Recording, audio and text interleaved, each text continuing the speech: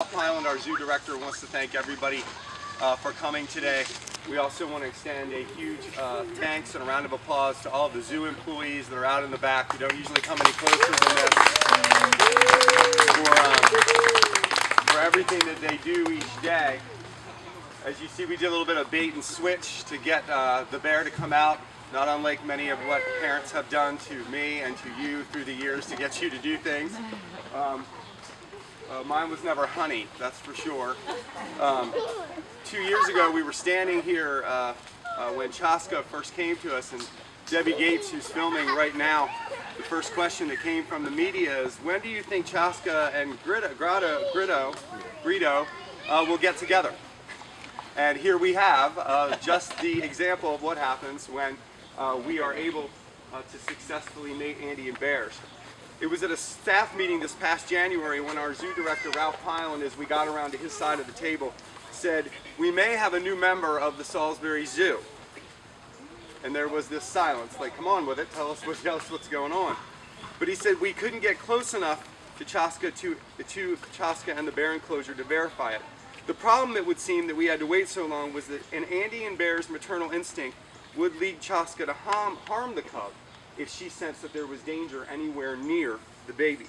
So the enclosure was roped off and Chaska was left to tend to, or not tend to, her cub.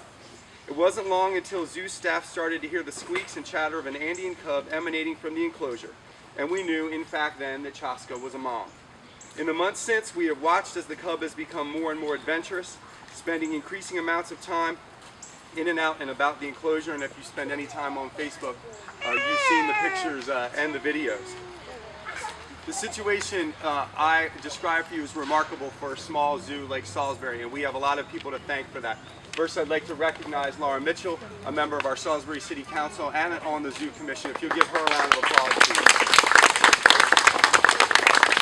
I also want to recognize Amanda Pollack, who is our Assistant Director of Public Works, which has, what would you call it? The zoo is in Public Works. If you'll give Amanda a round of applause as well. Also like to recognize Chief Barbara Duncan, who is here with her son Richie. Chief.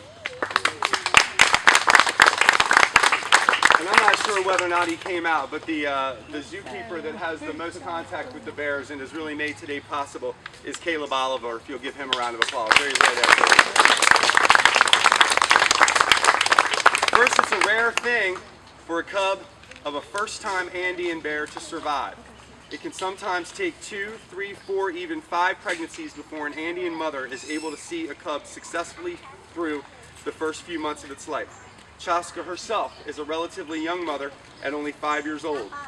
Also, it's estimated that there are only 2,000 Andean bears left in the world. Our cub is one of only 2 born in the USA in the last 24 months.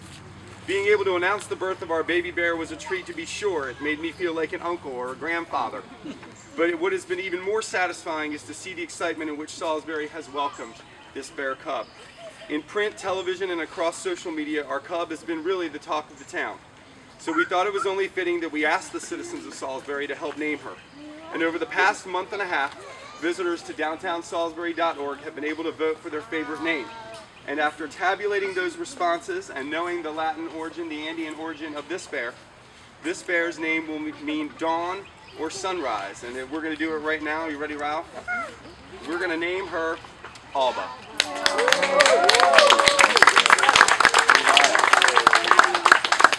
If you have any questions, Caleb is here. Where'd he go? Caleb's here. The zoo director's here. If you have any questions, they will certainly take them from you. And honestly, all you really have to do is watch for about 15 minutes, and it's about as captivating as childhood can get. So on behalf of all of our citizens, on behalf of the staff and our zoo director, Ralph Hyland, and our Department of Public Works, I want to say thanks for coming today. Thank you. Thank you.